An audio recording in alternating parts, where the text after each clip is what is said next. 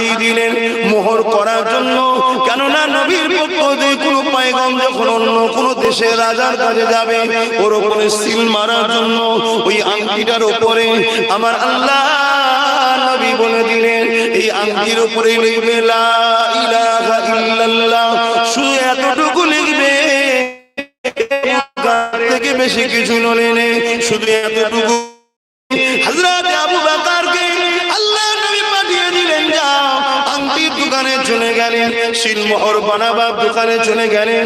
হযরত আবু বকর গিয়ে দোকানদারকে বলতে লেগেছে, এই আংটির উপরে লিখে দাও লা ইলাহা ইল্লাল্লাহ মুহাম্মাদুর রাসূলুল্লাহ।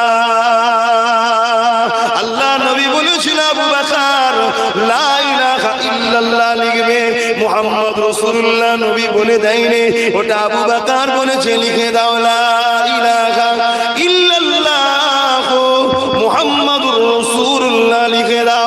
আংটি খানা দোকানদার তৈরি করতে লাগলো, আংটি বানানো হয়ে গেল, ওই সিলমোহরটা বানানো হয়ে গেল।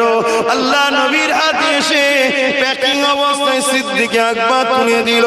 আল্লাহ নবী যখন প্যাকিংটা খুললেন, নবী আবার আবু বকরকে ডাক দিলেন, এ আবু বকর, তোমাকে তো আমি বলেছিলাম লা ইলাহা ইল্লাল্লাহ লিখতে, এত লিখা এখানে রয়েছে কেন? হযরত আবু বকর মাথা নত করে বলতে লেগেছে, ইয়া রাসূলুল্লাহ হাবিবাল্লাহ, আমার বাপ মা আপনার কদমে কুরবান হয়ে যাক, আমার জান মা আপনার কদমে কুরবান হয়ে যাক। ইয়া রাসূলুল্লাহ হাবিবাল্লাহ, আল্লাহর আরশ আজিমের উপরে লা ইলাহা ইল্লাল্লাহর পাশে মুহাম্মদ রাসূলুল্লাহ রয়েছে। যেখানে আল্লাহর নাম আছে ওখানে মুহাম্মদ রাসূল রয়েছে। কোরআনে আল্লাহর জিকির, ওখানে নবীর জিকির। আজানে আল্লাহর নাম, ওখানে নবীর নাম। তাওরাতে আল্লাহর নাম, ওখানে নবীর নাম। জবুরে আল্লাহর নাম, ওখানে নবীর নাম। ইনজিলে আল্লাহর নাম, ওখানে নবীর নাম। ইয়া রাসূলুল্লাহ, মুখে আল্লাহর নাম, ওখানেও নবী পাকের নাম। মুসা কালিমুল্লাহর মুখে আল্লাহর নাম, ওখানেও নবী পাকের নাম। ঈসা রূহুল্লাহর মুখে আল্লাহর নাম, ওখানেও নবী পাকের নাম। সব জায়গায় আল্লাহ আল্লাহ আল্লাহ, সেখানে আল্লাহ মুহাম্মদ রাসূলকে রেখেছে।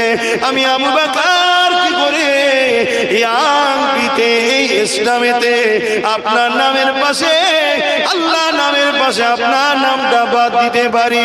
আমি আবু বকর বলে দিয়েছি লা ইলাহা ইল্লাল্লাহ মুহাম্মাদুর রাসূলুল্লাহ লিখে দাও।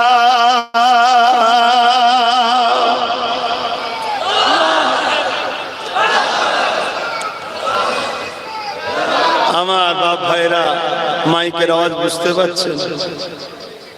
আমার কথা বুঝতে পারছেন তো? তাহলে আমার নবীর মাকাম বুঝতে পারছেন?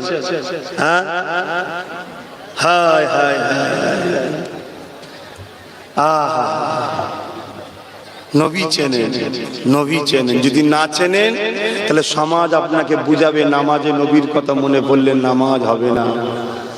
কথা বুঝছেন? আপনাকে